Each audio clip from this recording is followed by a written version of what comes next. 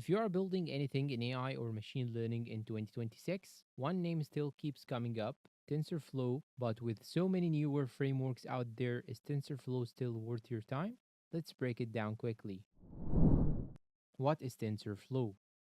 TensorFlow is an open source machine learning framework developed by Google. It is used to build, train, and deploy AI models, from simple neural networks to large scale production systems. It supports everything from deep learning and computer vision to natural language processing and reinforcement learning. Why TensorFlow is still powerful in 2026? First, scalability. TensorFlow is built for production, whether you are running models on a phone, a server, or across cloud clusters, it handles it well. Second, ecosystem. Tools like TensorFlow Lite for mobile and TensorFlow Serving for deployment make it extremely complete. Third, hardware optimization.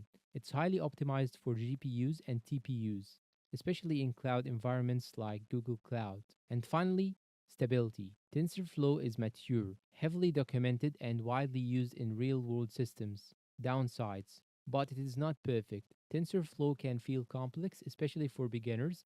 Even with Keras simplifying things, the learning curve is still steeper compared to some alternatives like PyTorch. Also, in research communities, PyTorch still tends to be more popular because it's more flexible and intuitive for experimentation. Who should use TensorFlow? TensorFlow is best for production level AI systems, mobile and edge AI applications, large scale deployments, teams working in enterprise environments. If you are focused on research or rapid prototyping, you might prefer PyTorch, but for deployment and scaling, TensorFlow still dominates. Final verdict. So, is TensorFlow the most powerful AI framework in 2026? The answer is it depends.